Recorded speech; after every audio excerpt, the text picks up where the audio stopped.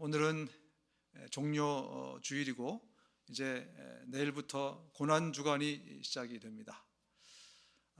이 고난 주간에는 여러분들이 특별히 이번 고난 주간에는 여러 가지 금식을 같이 이렇게 트라이를 하면 어떨까, 그렇게 좀 레코멘데이션을 드립니다. 음식에 대한 금식뿐만이 아니라 내가 평소에 이거 없으면 못 살겠다 싶었던 거 있죠.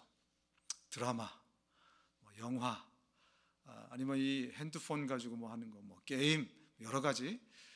그래서 이번 고난 주간에는 그러한 것들을 음식과 함께 금식할 수 있는 그런 시간들을 여러분이 가지면 영적으로 참 유익하겠다, 그런 생각을 해봅니다. 우리가 금식하는 이유가 뭡니까? 예수님께 집중하기 위해서입니다.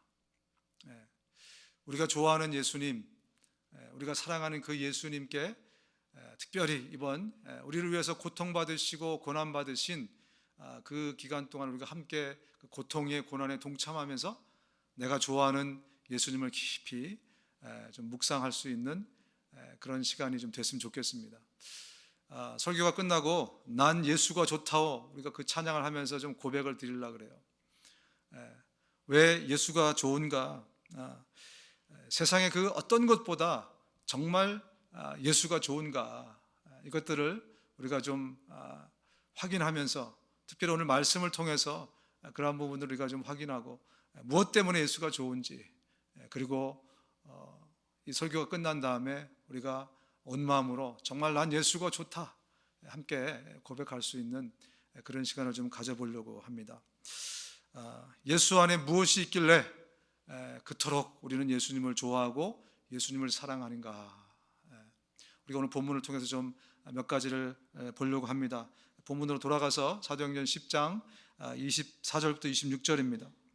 이튿날 가이사랴에 들어가니 고넬료가 그의 친척과 가까운 친구들을 모아 기다리더니 마침 베드로가 들어올 때 고넬료가 맞아 발 앞에 엎드려 절하니 베드로가 일으켜 이르되 일어서라, 나도 사람이라 하고. 고넬료가 지금 베드로를 처음 만났습니다.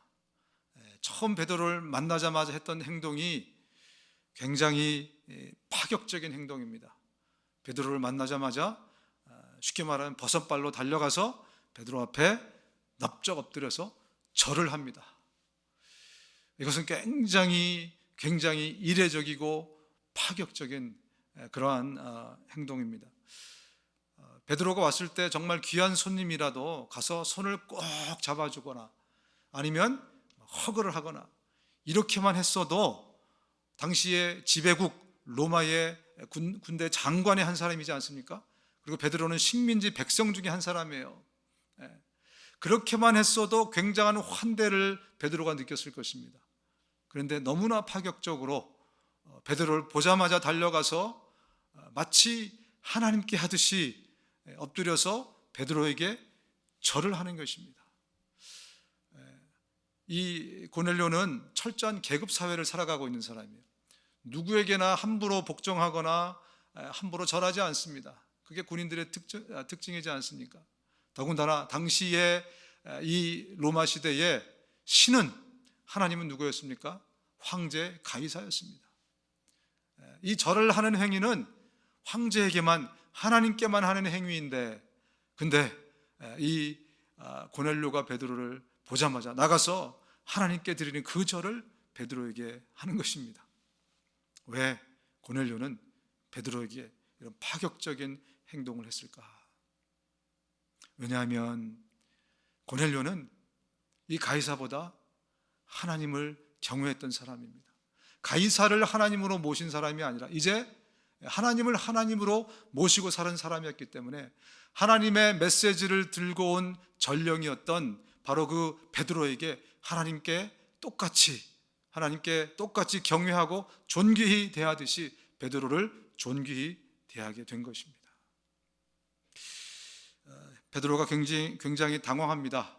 그래서 본문에 뭐라고 얘기합니까? 나도 사람입니다. 왜? 하나님께 할 법한 어떤 태도를 취했기 때문에 베드로가 너무 당황해서 고넬료를 이렇게 세우면서 나도 사람이니까 진정하십시오 라고 그렇게 베드로가 이야기를 한 것입니다.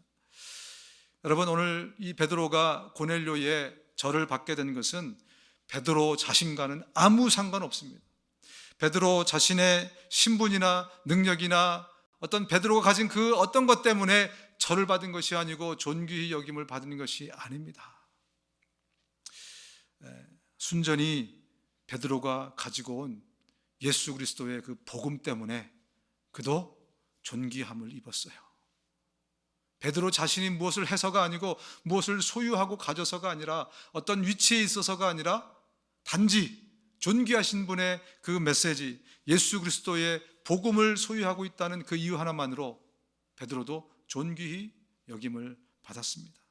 오늘 성령께서 저와 여러분들에게 주시는 이 메시지를 굉장히 우리가 주의 깊게 들을 필요가 있습니다. 인간이 존귀하게 되는 것은 내 자신의 노력에 의해서가 아닙니다. 내가 존귀케 되는 것은 내가 무엇을 소유하고 공부를 잘하고 돈을 잘 벌어놓고 좋은 위치에 있고 이런 것 때문에 내가 존귀함을 받는 것이 아니라 존귀하신 분의 그 메시지를 내가 들고 있을 때 바로 그때 내가 존귀케 된다는 사실을 저와 여러분들이 분명히 오늘 성령의 음성을 좀 들었으면 좋겠습니다. 예수님 안에 있는 이 복된 소식을 소유하고 전하는 모든 사람들, 이 모든 사람들은 바로 이 복된 소식 때문에, 예수 안에 있는 복된 소식 때문에 존귀케 된다는 것을 우리가 좀 기억했으면 좋겠습니다. 여러분, 뿐만 아니라 이 복된 소식을 사모하는 자들에게도, 사모하는 모든 이 사람들도 또한 예수님이 그를 존귀케 만들어준다는 거예요. 바울이 선교를 본격적으로 이제 시작을 하기 전에 이미 교회가 있었던 곳들이 있습니다. 바울이 이제 1, 2, 3, 4차 이렇게 하면서 계속 그 고대 근동 지역에 교회들을 개척해 나가고 있는데, 바울이 이미 선교를 하기 전부터 몇 교회들은 시작이 된 교회들이 있어요. 그 중에 대표적인 교회 중에 하나가 바로 이 로마 교회입니다. 로마 교회. 그렇다면 로마 교회는 누가 개척을 했는가? 로마 교회는 누가 개척을 했을까? 그 명확한 답은 아무도 모릅니다. 그러나 우리가 합리적인 추론은 할 수가 있습니다. 오늘 이 본문에 고넬료와 이 친척들, 그리고 이 고넬료의 친구들이니까 아마 같은 급의 백부장 계열의 친구들이겠죠, 그죠? 그 친구들은 그 가이사랴의 유대 땅에 영주하면서 사는 사람들이 아닙니다. 이 사람들은 로마에서 파견 나온 사람들이에요. 그죠? 이 사람들은 거기서 계속 살 사람들이 아니라 잠시 그 가이사랴로 출장을 나온 사람들입니다. 이 사람들이 오늘 예수를 믿고 그리고 성령을 받은 다음에 아마 잠시 후면 한 명씩 두 명씩 본국으로 로마로 돌아가게 되어 있습니다. 아마도 로마 교회는 이 사람들에 의해서 세워진 교회가 아닐까, 그렇게 생각이 됩니다. 천주교에서는 로마 교회는 베드로가 세웠다 이렇게 주장을 합니다. 그런데 베드로는 사실 이방인의 사도로 부름을 받지 않았기 때문에 베드로가 아닐 가능성이 또 있습니다. 우리 개신교에서는 사도행전 2장의 오순절날 성령이 임하시면서 유월절을 섬기러 왔던 저 로마에 있었던 헬라파 유대인들이 와서 베드로의 설교를 듣고 회심하지 않습니까? 그러고 난 다음에 돌아가서 로마 교회를 세웠을 것이다, 또 이렇게 주장을 합니다. 그런데 그 로마 교회의 주축 세력들 대부분은 헬라파 유대인들이 아니었습니다. 로마인들이었습니다. 그런 것으로 이 두 가지를 종합해서 보면 가장 합리적인 추론은 누가 로마 교회를 세웠는가? 아마 오늘 설교를 듣고, 베드로의 설교를 듣고 회심한 고넬료와 그 동료들이 로마 교회를 세웠지 않았을까, 그렇게 생각이 됩니다. 여러분, 고넬료 백부장, 또 이 고넬료의 친구들, 이 사람들은 사실 하나님의 백성을 탄압하고 압제하기 위해서 파견받은 사람이에요. 그래서 그들이 유대 땅으로 들어온 것입니다. 그런데 그들에게는 하나님을 사모하는, 하나님의 이 복된 소식을, 말씀을 사모하는 사람들이 됐어요. 그러면서 하나님이 그들을 높이십니다. 그들을 존귀하게 여기십니다. 압제하러 왔던 사람을 오히려 하나님의 일꾼으로, 하나님의 복음을 전하는 사람들로 하나님이 그들을 높여주셨습니다. 당시 사회를 세계사에서는 뭐라고 얘기하냐면 팍스 로마나 시대다 이렇게 얘기합니다. 팍스 로마나, 로마에 의한 평화의 시대. 근데 여러분, 사실 그 평화는 가짜 평화입니다. 전쟁을 통해서 사람을 죽이고 뺏고 하면서 만들어진 평화가 진짜 평화이겠습니까?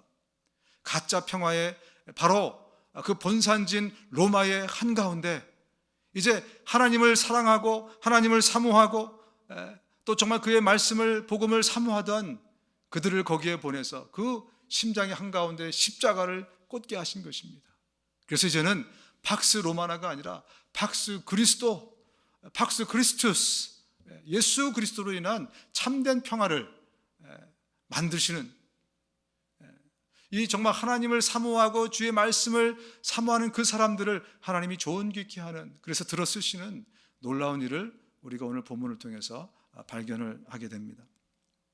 요즘 아시아인들을 대상으로 차별 또 이렇게 증오 범죄들이 굉장히 기승을 부리고 있습니다.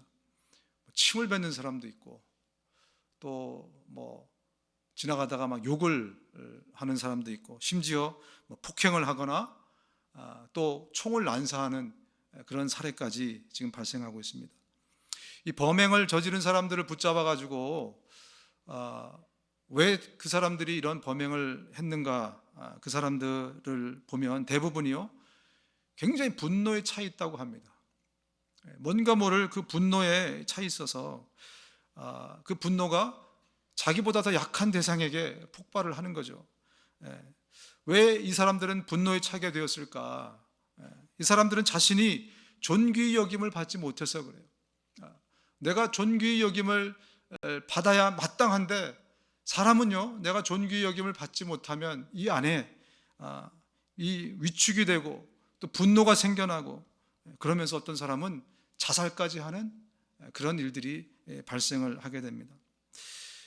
여러분, 미국에서는 왕따, 분리라고 하죠. 분리, 왕따, 뭐 이지매, 이런 것들을 굉장히 시리어스하게 심각한 범죄로 그렇게 다룹니다.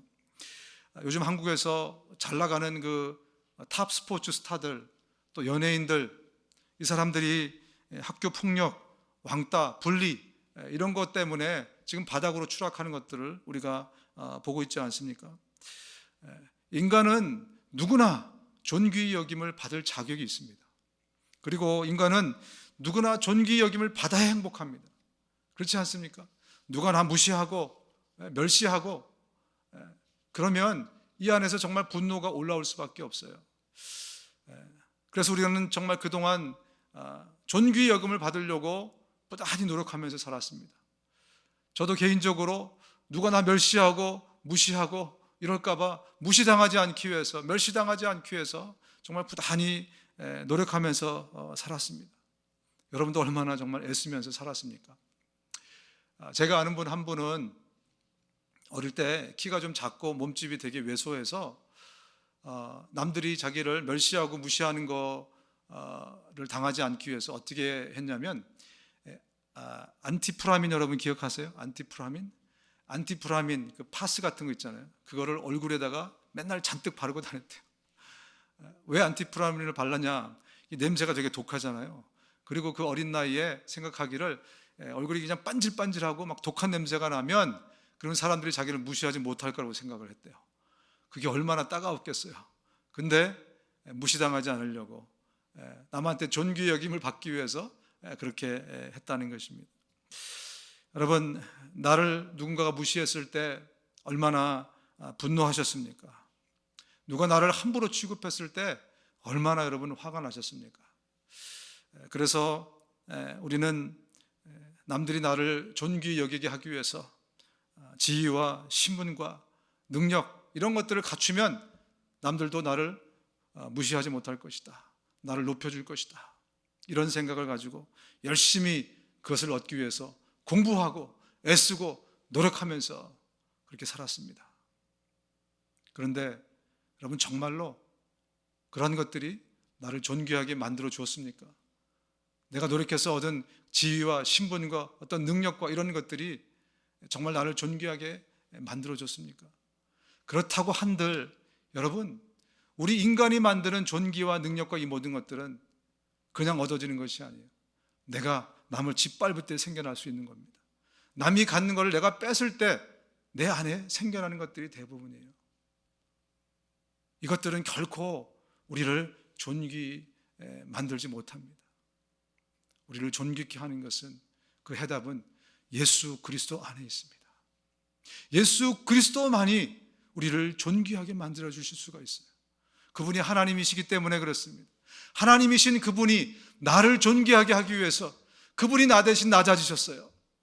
나를 존귀케 만들기 위해서 그분이 대신 침뱉음을 당하셨습니다. 그분이 대신 멸시를 당하셨어요. 그분이 대신 저 밑바닥으로 나 대신 그렇게 엎드러지셨습니다. 나 대신 주먹을 맞으셨어요. 나 대신 천대를 받으셨습니다. 우리 다 같이 주님의 고통당하심을 함께 좀 읽어보도록 하겠습니다. 나 대신 낮아지신 그 주님, 이사야서 53장 3절부터 5절입니다. 함께 읽겠습니다. 시작. 그는 사람에게 멸시와 천대를 받고 슬픔과 고통을 당하는 사람이 되었으니 사람들이 그를 외면하고 우리도 그를 귀하게 여기지 않았다. 그는 우리의 질병을 지고 우리를 대신하여 슬픔을 당하였으나 우리는 그가 하나님의 형벌을 받아 고난을 당하는 것으로 생각하였다. 그가 우리의 죄 때문에 찔림을 당하고 상처를 입었으니 그가 징계를 받음으로 우리가 평화를 누리게 되었고 그가 채찍에 맞음으로 우리가 고침을 받았다. 예수님이 나를 존귀케 하기 위해서 대신 고통받고 대신 멸시와 침뱉음을 당하셨기에 그분 안에서만 내가 우리의 존귀함을 회복할 수 있게 된 것입니다. 그분은 하나님이시기에 그분 안으로 저와 여러분들을 초청하셔서 우리의 가치를 다시 재발견하게 하시고 그리고 그분을 통해서 존귀함을 얻게 하십니다. 그래서 저는 예수가 좋습니다. 예수 안에 있을 때만 나의 진정한 가치가 발견이 되고 그래서 예수 안에 있을 때만 내가 존귀함을 얻게 되고 그래서 살맛이 나고 행복한 것입니다. 두 번째, 예수 안에 최고의 기쁨이, 최고의 선물이 있습니다. 본문으로 돌아가면 27절 29절입니다. 더불어 말하며 들어가 여러 사람이 모인 것을 보고 이르되 유대인으로서 이방인과 교제하며 가까이 하는 것이 위법인 줄은 너희도 알거니와 하나님께서 내게 지시하사 아무도 속되다 하거나 깨끗하지 않다 하지 말라 하시기로 부름을 사양하지 아니하고 왔노라. 묻노니 무슨 일로 나를 불렀느냐. 지금 베드로가 도착하니까 벌써 그 고넬료의 집에 많은 친척들과 또 동료 백부장들이 거기에 가득 차 있었습니다. 여러분, 과연 그들은 베드로를 며칠 동안이나 기다린 것일까요? 혹시 성경을 읽으면서 생각해 보신 적이 있으십니까? 저도 설교를 준비하면서 처음 그걸 생각해 봤는데요. 나흘 전에, 4일 전에 오후 3시쯤에 고넬료가 이제 그 천사의 음성을 듣게 됩니다. 성령의 음성을 들은 거죠. 그래서 지금 저 요바에 있는 데 가서 베드로를 데려와라, 그렇게 명령을 듣습니다. 그래서 3시경에 기도하다가 받았으니까 한 대여섯 시쯤 돼서 하인 둘과 병사 한 명을 붙여서 베드로를 초청하러 보냅니다. 그들이 어떻게 했죠? 밤새 걸어서 그 다음날 정오쯤에 딱 맞는 시간에 베드로가 기도할 때 도착을 했습니다. 그래서 만약에 베드로가 그 음성을 듣고 저 사람들을 쫓아가라라는 음성을 듣고 바로 출발했으면 3일 만에 도착을 하게 돼요. 바로 그때 점심이나 먹여가지고 같이 가자. 그래서 바로 출발했으면 3일 만에 도착하는 거리입니다. 그런데 나흘 만에 도착을 했어요. 왜? 점심을 먹이고 그리고 그들이 지쳐 보였는지 아니면 하나님이 그렇게 하라고 하셨는지 그들을 데리고 하룻밤 아주 굉장한 밤을 그날 밤에 보냅니다. 그러고 나서 그 다음 날에 그들이 출발해서 나흘째에 도착했다 이렇게 나와 있어요. 나흘째. 그렇다면 여러분이 고넬료라고 생각을 해보십시오. 정말 하나님의 너무 귀한 사람이에요. 내가 보자마자 엎드려서 절을 할 정도로 굉장히 귀한 사람입니다. 이 귀한 사람을 여러분들이 이제 맞이하려면 이 손님들을 어떻게 해야 되겠습니까? 3일째부터, 제일 빨리 올 수 있는 시간이 3일째인데 3일째부터 여러분이 초청을 하시겠습니까? 아니면 베드로가 언제 오나 보자, 그래서 도착할 무렵에 그 귀한 손님을 도착하면 그때 여러분들이 비로소 친척들이나 아니면 사람들을 부르겠습니까? 당시에는 전화기가 없었잖아요, 그죠? 제일 빨리 올 수 있는 시간은 3일째였습니다. 그런데 happen to be 베드로가 4일째 왔어요. 저는 생각하기를 고넬료라면 이 귀한 손님을 맞이하기 위해서 벌써 3일째부터, 왜냐하면 3일째가 제일 빨리 도착할 수 있는 시간이니까 그때부터 벌써 사람들을 모아놓고 거기에서 기다렸으리라고 추측을 합니다. 그렇다면 지금 고넬료와 그 동료 백부장들은 며칠을 기다린 거예요. 벌써 하루 이상을 기다린 거예요. 그리고 베드로가 언제 올지 모르는데 계속해서 기다리고 있는 것입니다. 이것은 단순히 고넬료에게 우정을 지키려고 의리 때문에 거기 있었던 것이 아니라는 것을 우리에게 얘기해 주고 있습니다. 그들 역시, 고넬료의 친척들과 또 고넬료의 친구들 역시 하나님의 생명의 말씀에 대한 사모함이 있었기 때문이라고 저는 생각합니다. 그래서 언제 올지 모르는 베드로지만 그들이 3일 때부터 계속 기다렸던 것이 아닌가 생각이 됩니다. 여러분, 세상에는요, 사모하고 사랑해야 될 대상과 그렇지 말아야 될 대상이 아주 분명하게 금이 그어져 있습니다. 사모하지 말고 사랑하지 말아야 될 대상을 사모하고 사랑하면 어떻게 됩니까? 재앙이 다가오게 되어 있어요. 패가 망신하게 되어 있습니다. 이런 얘기하기 좀 그렇지만 이웃집 남자를 내가 사모하거나 사랑한다, 어떻게 되겠습니까? 이웃집 여자를 내가 사모한다? 패가 망신하는 지름길이 됩니다. 세상에는 분명히 사모해야 될 것과 사모하지 말아야 될 것이 분명히 정해져 있습니다. 만약에 사랑하지 말아야 될 것을 사랑했다가는요, 그냥 그것으로 끝나는 것이 아니에요. 굉장히 큰 낭패를 보게 됩니다. 요즘은 중독의 시대입니다. 너무 정말 우리가 조금만 사랑하고 사모해도 완전히 그것들이 나를 그냥 지배해버리는 중독의 시대입니다. 마약, 도박, 이 도박도 정말 무서운 중독이라고 합니다. 어쩌면 도박이 마약보다 훨씬 더 무서운 중독이라고. 팔을 잘려도요, 발가락으로 화투를 치는 사람도 있고 그렇더라고요. 그 정도로 무시무시한 중독이 있습니다. 요즘 특히 게임, 이제 20대 이후에 여러분 자녀들 보면 요즘 뭐 하고 지내니? 게임이요. 뭐 하니? 보면 게임하고 있어요, 정말로. 제가 한국에 나갔을 때도 요즘 젊은 사람들이 뭐 하고 지내나 물어보니까 모든 사람들이 거의 똑같이 얘기를 해요. 25살 밑에 있는 사람들 대부분은요, 게임에 지금 엄청나게 중독이 되어 있습니다. 또 우리 주부들, 전화기 없으면 못 살아요. 그죠? 전화기, 미스 USA, 막 이런 거 보면서 완전히 거기에 중독이 되어 있는, 오죽하면 24시간 디지털 디톡스 행사가 있더라고요. 이 디톡스 행사에 24시간 동안 참가해가지고 이 디지털 기기를 사용하지 않으면 포상금이 2,400불이래요. 무슨 얘기냐면 24시간 동안 스마트폰이나 TV나 게임이나 컴퓨터 이런 거 안 하고 24시간을 보낼 수 있으면 그러면 얼마나고? 2,400불. 이 굉장히 큰 돈을 거는 이유가 뭡니까? 이게 벌써 중독된 사람이 너무 많다는 거죠. 사랑하지 말아야 될 것을 사랑하면 결국 우리는 망하게 되어 있는데 세상이 이렇게 변하게 되어 있습니다.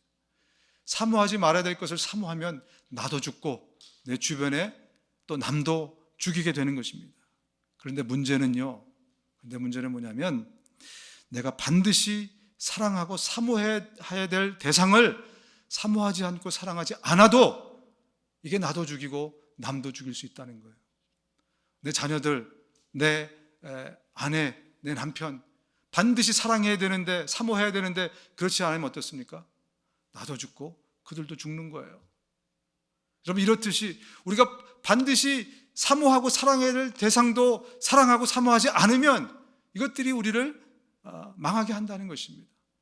그래서 정말로 마땅히 사랑해야 될 대상을 사랑하고 마땅히 사모해야 될 대상을 사모해야, 그래야 우리에게 늘 최고의 기쁨과 최고의 행복이 주어진다는 것입니다. 여러분, 마땅히 우리가 사모하고 사랑해야 될 대상이 무엇입니까? 예수 그리스도이십니다. 예수 그리스도를 사랑하고 사모하는 것은 그래서 옵션이 아니에요. 내가 해도 되고 그렇지 않아도 되고 그것이 아닙니다.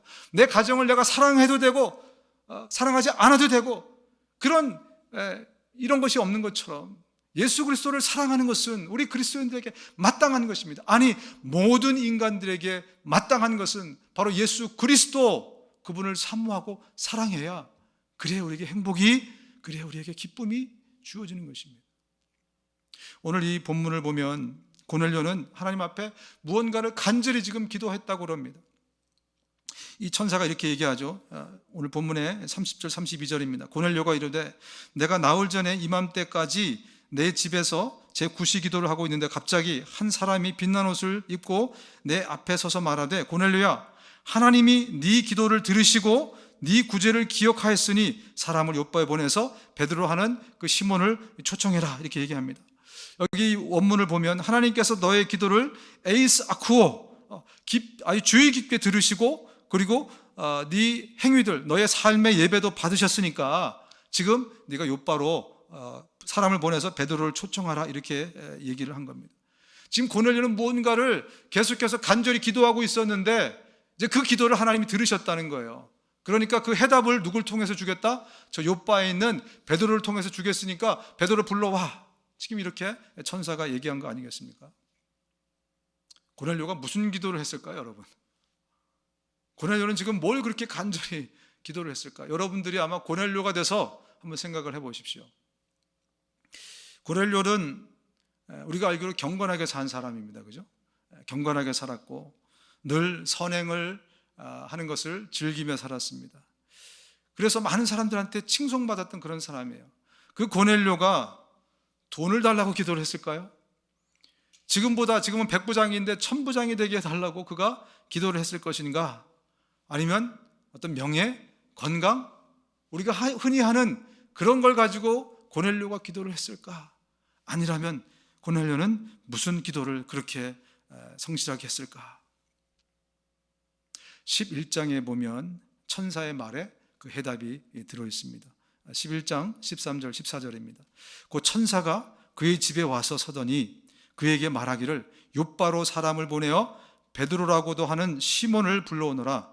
그가 내게 너와 내 온 집안이 구원받을 말씀을 일러줄 것이다. 무슨 얘기하는 것입니까? 베드로가 뭘 구했다고요? 아니, 고넬료가 무엇을 구했다고요?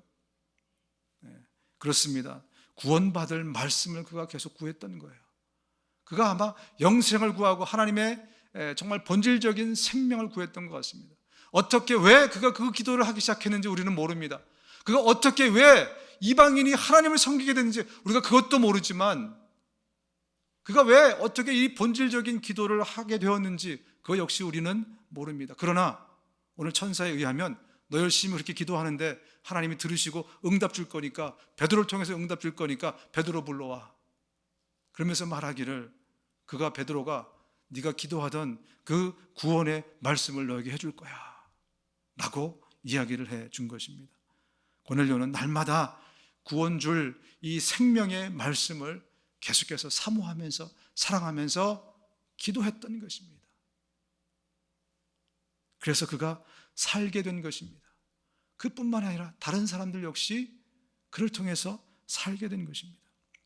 베드로가 도착해서 고넬료의 집에 모인 사람들한테 이 구원의 생명의 말씀을 전해줍니다. 그리고 나서 이렇게 말합니다.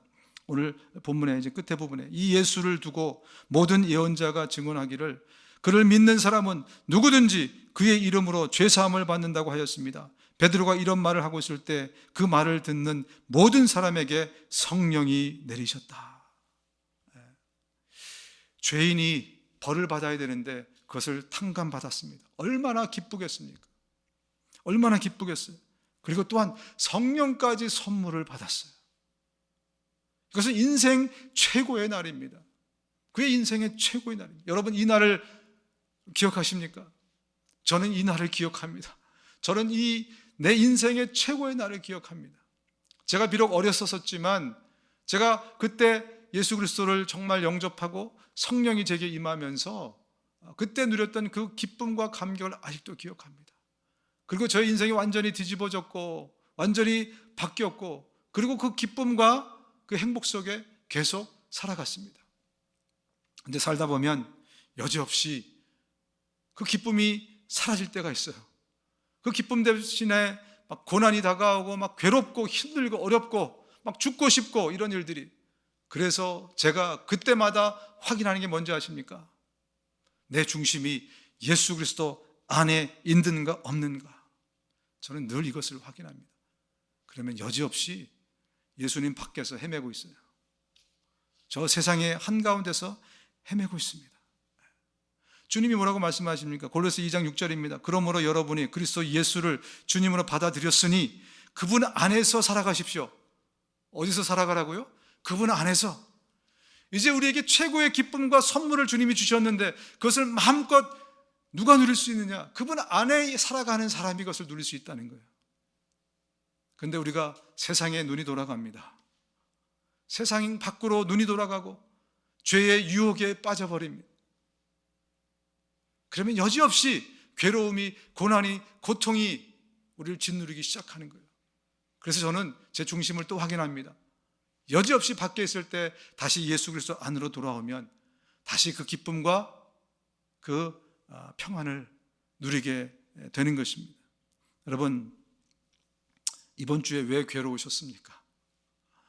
이번 주에 왜 이렇게 힘드셨어요? 왜 정말 죽어버릴까? 정말 죽겠다. 너무 힘들다. 왜 그런 생각을 하셨습니까? 일이 힘들어서 그러셨습니까?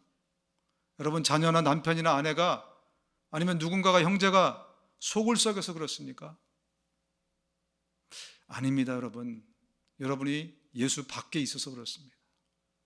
여러분의 중심이 예수 밖에 있었기 때문에 여러분 그 고통의 시간, 그 아픔의 시간, 차라리 내가 죽으면 정말 좋겠다, 그런 생각까지 갖게 된 것입니다. 여러분, 다시 돌아오시기 바랍니다. 우리의 중심이 예수 그리스도께 돌아오면 그분 안에 최고의 기쁨이 있습니다. 그분 안에 최고의 평안이 있습니다. 언제든지 우리가 정말 괴롭고 힘들고 어려울 때마다 여러분이 반드시 확인해야 되는 것은 내가 예수 안에 있는가, 나의 생각과 마음이, 내 중심이 예수 안에 있는가, 그것을 먼저 확인하시기 바랍니다. 그래서 그렇지 않다면 다시 돌아와 보십시오. 정말로 희한하게 환경이 어떻든지 간에 태풍의 눈 안에 들어간 것처럼, 태풍의 눈 안에 있는 그 고요와 평안이 있는 것처럼 밖은 여전히 어지럽지만 그 그리스도 예수 안에서 최고의 평안과 그분이 주시는 기쁨을 다시 여러분 만끽하게 될 것입니다. 그러면 도저히 상상도 할 수 없는 하나님의 놀라운 평안이 그리스도 예수 안에서 여러분의 마음과 생각을 지켜 주실 것입니다. 예수 안으로 여러분 돌아오시기 바랍니다. 2000년 전 오늘은 종려 주일이었습니다. 예수님이 십자가를 지시는 그 주간의 주일날, 종려 주일입니다. 2000년 전 오늘날 정말 굉장히 많은 사람들이 예루살렘에 모였습니다. 그리고 이 앞에 있는 종려나무 가지를 막 흔들면서 예수님이 예루살렘으로 들어오는, 입성하시는 것들을 환영했습니다. 우리의 메시아다, 우리의 왕이다, 호산나 호산나 찬양하면서 예수님을 영접했습니다. 그런데 얼마 가지 못했잖아요. 그죠? 바로 그 주 금요일 날 그들이 폭도로 변했습니다. 그래서 오히려 호산나 호산나 외치던 사람이 예수를 십자가에 못 박아라, 십자가에 못 박아라, 이런 폭도로 변해버렸습니다. 왜 그랬을까? 그들이 기대하고 기다리던 메시아는 자신들의 욕망을 채워줄 메시아였습니다. 영원한 생명을 주거나 참 진리를 주거나 영원한 것을 던져줄 그 메시아가 아니라 오늘 당장 잠깐 나를 달콤하게 했다가 사라져버릴 그 가짜 행복을 줄 메시아를 기다렸는데 예수님이 그것을 주실 의향이 전혀 없습니다. 마치 무기력한 한 마리의 양처럼 그들이 하는 대로 종교 지도자들이 끌고 가는 대로 끌려가는, 그래서 결국은 십자가에 못 박아버리는 엄청난 사건이 일어났습니다. 예수님은 십자가에 못 박혀서 죽었습니다. 그들이 기대하던 대로 저는 무능력한 사람이다, 우리가 속았다, 예수님 그들의 기대에 부응이라도 하듯이 십자가에 못 박혀 죽으셨습니다.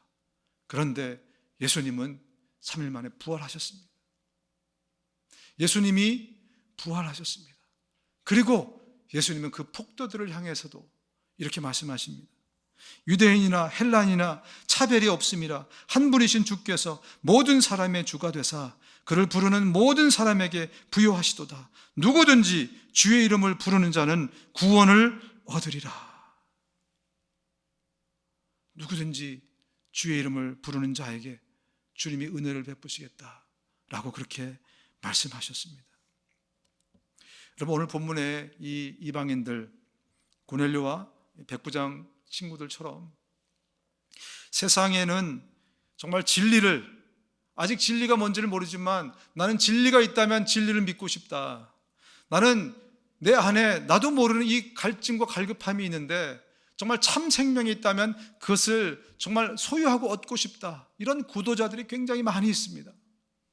이 구도자들은 사실 예수님의 생명을 사모하는 것입니다. 그의 본질인 영혼들이 그 생명을 사모하는데 그것을 모르니까 그들이 이 생명을 찾아서 많은 여러 가지 종교에 귀의를 합니다.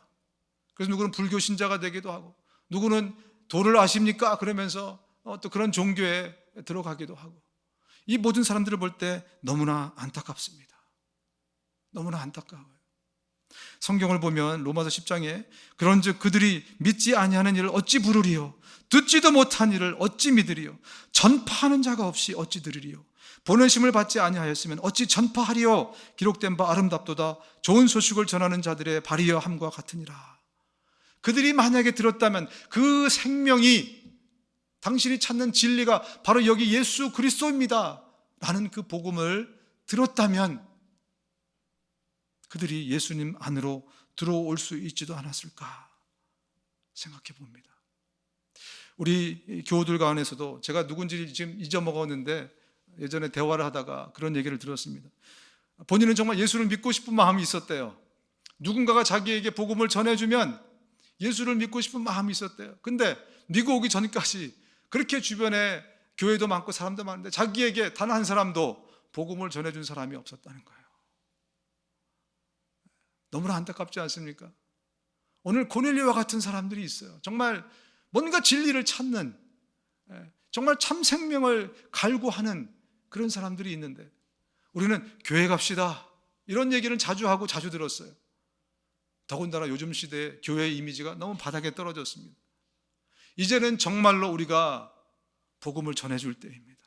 이 복음이 나를 살렸고 나의 가치를 높이고 나를 존귀하게 만드는, 나를 하나님처럼 존귀하게 만드는 그런 놀라운 역사하는 힘이 있고, 이 안에 들어갈 때마다 이 안에서 생명과 기쁨과 감격과 세상에 돈이 줄 수 없는, 우리가 바라는 그것들이 줄 수 없는 많은 우리에게 행복을 가져다 주고 있는데, 이것이 정말 나에게 참된 복음이요 참된 기쁨이라면 이제는 교회 갑시다 이 단계를 넘어서서, 그것도 귀하지만 내가 참으로 내가 좋아하는 예수님을 그들에게 선사하고 전해줄 수 있는 그런 우리 모두가 되면 어떨까? 여러분, 하나님은 왜 이렇게 복잡하게 번거롭게 사역을 하시나? 천사가 나타나서 고넬료에게 베드로가 했을 그 말씀을 바로 전해줄 수 있잖아요. 그러면 더 정확하겠죠? 그죠? 베드로는 히브리 사람입니다. 어떻게 커뮤니케이션 했는지 잘 모르겠어요. 베드로는 1.5세도 아니에요. 그죠? 순수 로마인들 앞에서 그가 어떻게 복음을 전했는지 그거는 모르겠어요. 통역자가 있었는지 아니면 로마 사람들이 이 히브리 말을 했는지 아람어를 했는지, 당시 아람어, 히브리어, 헬라어 세 개가 막 돌아가고 있었거든요. 특히 베드로는 아람어를 하는 사람이었습니다. 패션 영화 보시면 다 아람어로 하는 이유가 바로 거기에 있습니다. 이게 그냥 노멀 랭귀지였어요. 근데 천사가 말도 잘 안 되는 그 사람이 전해주는 것보다 천사가 딱 얘기하면 너무나 정확하게 복음을 딱 심어줄 수 있지 않습니까? 얼마나 그리고 참 이렇게 강력하게 얘기를 했겠어요. 힘을 실어서, 영적인 힘을 실어서. 근데 왜 이렇게 번거롭게 하인을 보내가지고 그들이 또 뭐 하루 종일 걸어가서 거기서 베드로를 데려와서 그리고 베드로를 통해서 이렇게 또 어설픈 베드로를 통해서 복음을 전하게 하고, 왜 하나님은 이렇게 하시는 것인가? 고린도전서 1장 21절입니다. 하나님께서 전도에 미련한 것으로 믿는 자들을 구원하시기를 기뻐하셨도다, 이렇게 되어 있어요. 왜 이렇게 하시는가? 왜냐하면 하나님은 저와 여러분들이 하나님을 대리할 그런 기회를 주시는 것입니다. 하나님을 대리해서 지금 고넬료에게 존귀함을 받는 것처럼 하나님을 대리해서 저와 여러분들이 존귀케 되게 하기 위해서 천사를 통해서 하실 수 있는 이 일을 우리에게 맡겨주신 것입니다. 이게 얼마나 하나님의 놀라운 은혜입니까? 이게 얼마나 놀라운 하나님의 축복이십니까? 여러분, 하나님께서는 저와 여러분들이 우리가 비록 어설프고 잘 준비되어 있지 않더라도 내 안에서 내가 마음껏 누리고 마음껏 인조이하는 이 감격과 기쁨을 우리 주변에 있는 고넬료 같은 많은 사람들에게 함께 나누길 원합니다. 그러면서 나도 하나님 대접받고 하나님처럼 존귀케 되고 나의 가치를 발견하게 되고 내 안에서 복음이 살아 움직이게 만들고 그런 살아있는 그리스도인으로 살아가기를 원하십니다. 이번 고난주간에 우리가 예수님을 더 깊이 묵상하면서 주님이 우리에게 바라시는 그런 삶을 우리 모두가 사실 수 있기를, 예수 안에서 그 행복과 기쁨을 만끽하며 살아가실 수 있기를 주님의 이름으로 축원합니다.